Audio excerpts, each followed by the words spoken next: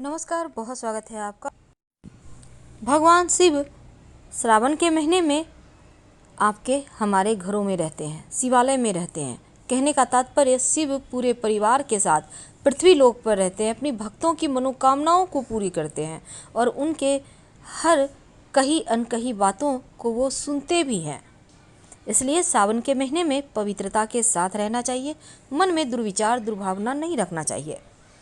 तो आज चूँकि हम चावल की चर्चा कर रहे हैं, तो भगवान की पूजा में आप जब भी चावल उनको अर्पित करते हैं, याद रखिए वो टूटा हुआ ना हो, जिसको हम अक्षत कहते हैं, यानी बिना टूटा हुआ चावल। चावल के अगर आप 108 दाने रोज शिवलिंग पर अर्पित करना पूरे सावन के महीने में शुरू कर दें, यानी कि पूरे सावन के महीने में अर्पित करें, या आपकी मर्जी पर है, आप जितने भी दिन बचे हुए हैं उतने दिन आप कर सकते हैं। अगर 108 दाने आप ना भी कर पाएँ तो कम से कम चावल का एक दाना ही अर्पित कर दें। पर 108 दाने की महिमा थोड़ी ज़्यादा है, तो आप पहले से उसको चुनकर अच्छे से बीन कर अलग अलग जगह, आप चाहें तो किसी कागज़ की पुड़िया में आप उसको रख सकते हैं, ताकि आपको पूजा करते समय दिक्कत ना हो। याद रखिए टूटा हुआ चावल बिल्कुल भी नहीं हो। तो शिवलिंग पर चावल चढ़ाना बहुत ही शुभ फलदायी है।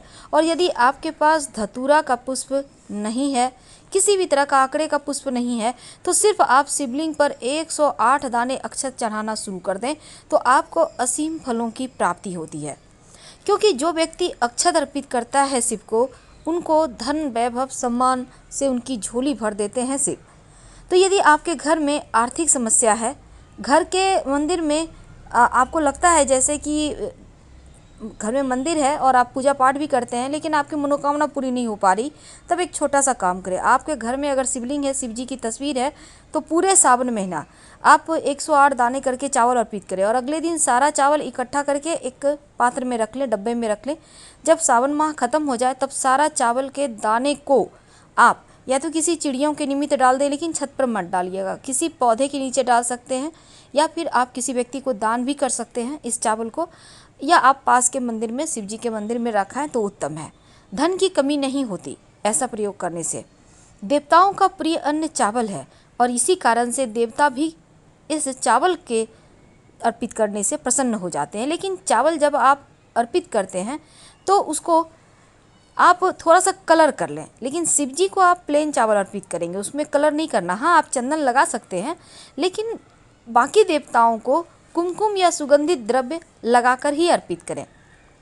अब देखिए, कभी कभी इष्ट देव के नाम से अगर आप अक्षत अर्पित कर देते हैं तो जीवन में सुख सौभाग्य बढ़ता है, धन की कमी नहीं होते। इसलिए शिव जी की पूजा में चावल जरूर प्रयोग करना चाहिए। जब आप शिव जी के समक्ष दीपक जलाते हैं तो दीपक के नीचे भी 2-4 दाने चावल रखकर फिर आप दीपक जलाएं, और शिव जी के सामने या फिर आप बिल्वपत्र के पेड़ के नीचे, पूरे सावन अगर आप चाहें तो आप बिल्वपत्र के पेड़ के नीचे एक दिया जला सकते हैं शाम के वक्त। और इस दीपक में 2 बाती होगी, घी का दिया होगा, मिट्टी का दिया ले लीजिएगा और उसमें एक चावल का दाना डाल दीजिएगा। आपकी समस्त मनोकामनाएं पूर्ण होगी, किसी भी तरह की कोई भी समस्या हो, क्योंकि बिल्वपत्र के पेड़ की महिमा बहुत है। माँ लक्ष्मी उनसे प्रसन्न रहती हैं जो व्यक्ति रोज एक बिल्वपत्र अर्पित करता है।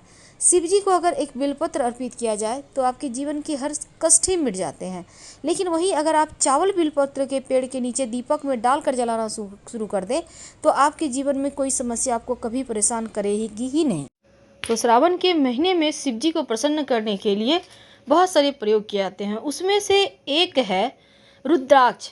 जरूर अर्पित करना चाहिए शिवलिंग पर। वैसे इस श्रावण के महीने में अगर आप पार्थिव शिवलिंग बनाकर फिर उसकी पूजा करते हैं और पूजा करने के बाद उनको जल में विसर्जित कर देते हैं, तो यकीन मानिए सारे मनोरथ पूरे हो जाते हैं।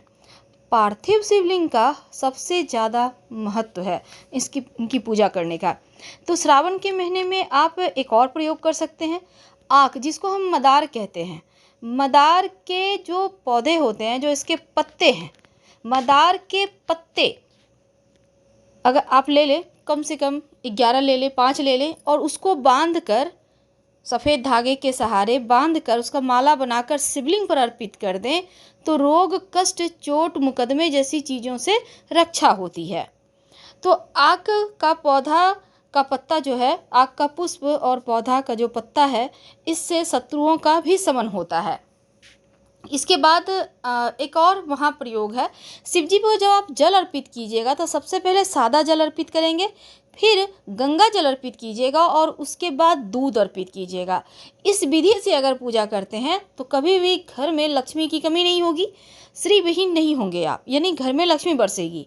श्रावण सोमवार के दिन या फिर मंगलवार के दिन, जिस दिन की मंगला गौरी व्रत किया जाता है, उस दिन भी आप चाहें तो, या सोमवार के दिन माँ पार्वती को, जब आप शिव जी की पूजा करेंगे उसके बाद माँ पार्वती को हरी चूड़ियाँ अर्पित कीजिएगा।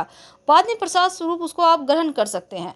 दूसरा उपाय एक और होता है हरी चूड़ी का, बिल्वपत्र का वृक्ष। बिल्वपत्र का पेड़ तो आपको पता होगा। बिल्वपत्र के पेड़ के तने जो डाल होते हैं उसमें अगर हरी चूड़ियाँ बांध दें हरे धागा के सहारे, तो आपके जो जीवन साथी हैं, पति हैं, उनके किसी भी तरह का उनके ऊपर कोई भी विपदा नहीं आएगी, सारी विपदाएं टल जाएगी। बिल्वपत्र के वृक्ष में लक्ष्मी माँ का भी वास होता है, ब्रह्मा विष्णु महेश का वास होता है, और बिल्वपत्र का वृक्ष माना जाता है माँ लक्ष्मी को अति प्रिय है। तो शिव जी को तो प्रिय है ही, और श्रावण माह के किसी भी सोमवार को याद रखिए, शाम के समय बिल्वपत्र के पेड़ के नीचे एक दिया जरूर जलाइएगा। मिट्टी का दिया ले लीजिए, उसमें घी होगा, 2 बाती होगी, याद रखिए 2 बाती, और दोनों ही बाती जलेगी। लेकिन दीपक में जब आप घी डालेंगे 1 चावल का दाना डाल दीजिएगा और फिर दिया जलाइएगा। तमाम जो लक्ष्मी, धन, नौकरी, व्यवसाय की समस्या है वो समाप्त होगी, धन बरसेगा, धन आता चला जाएगा। यहाँ तक कि जादू टोना टोटके सभी समस्याएं समाप्त हो जाती है इस महाप्रयोग से। तकलीफ़ें, खुशियाँ, ये सभी चीज़ आती जाती रहती हैं। और जब दुखों से छुटकारा पाने के हम तरह तरह के उपाय भी करते हैं। ऐसे में हम आपको आज एक ऐसा मंत्र बताएंगे, क्योंकि सावन का महीना चल रहा है, सोमवार का दिन है और नागपंचमी, ढेर सारे शुभ संयोग बन रहे हैं, और भगवान शिव का सबसे प्रिय महीना सावन, सबसे प्रिय दिन सोमवार, और नागपंचमी जो साक्षात शिव जी के गले का हार है। इतने अद्भुत संयोग बने हुए हैं।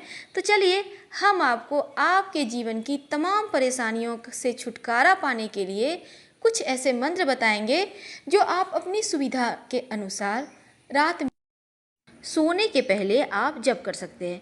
क्योंकि हमने कहा नागपंचमी है और माता लक्ष्मी धन की देवी हैं, और इनके धन के रक्षक जो है वो सर्प है। तो ये सर्प और धन की देवी लक्ष्मी, नागदेव, राहु केतु, शिव जी, सबकी कृपा एक ही दिन आपको मिल जाएगी। ऐसे में यदि आप मंत्र को विश्वास के साथ जप करते हैं तो फिर सभी परेशानियां भी खत्म होंगी और माँ लक्ष्मी की विशेष कृपा भी आपको मिलेगी। और वो मंत्र है ओम नमो भगवते वासुदेवाय नमः, ओम शंकराय नमः, ओम नारायणाय नमः। इस मंत्र को रात के समय यानी कि आज सोमवार के दिन आप कम से कम 3 बार बोलिए, और माँ लक्ष्मी से, शिव जी से, नागदेव से प्रार्थना कीजिए कि प्रभु हमारे जीवन में जो परेशानियां हैं उसका अंत करें और जीवन में ढेर सारी खुशियां दें, आनंद दें, ताकि इस पृथ्वी लोक पे सुख से रह सकें। अगर मान लेते हैं आपके ऊपर कर्ज हो गया है, तब क्या करेंगे? तब रात में सोने के पहले ओम ह्रीं ह्रीं नमः शिवाय, ओम ह्रीं ह्रीं नमः शिवाय, इस मंत्र का जप कीजिएगा। इस मंत्र का कम से कम 108 बार अगर आप जप करते हैं तो कर्ज से मुक्ति पाने में आसानी होती है। अब मान लेते हैं आप पति पत्नी में बनती नहीं है, झगड़े लड़ाइयाँ बहुत होती हैं, तब आप रात में आज सोने के पहले ओम पार्वती पतये नमः, ओम पार्वती पतये नमः, इस मंत्र का जप 108 बार कीजिएगा। अगर मान लेते हैं आपको हर कोई बहुत बुरा बोलता है, बहुत बुरा ठहरा देता है, आपको कोई वैल्यू नहीं लगाता है, जीवन में आप अकेले पड़ गए हैं, तब आप नमो नीलकंठाय, नमो नीलकंठाय, इस मंत्र का जप करें। ऐसा करने से जीवन में आपको मान सम्मान भी मिलेगा और किसी की बातें आपको चुभेगी भी नहीं।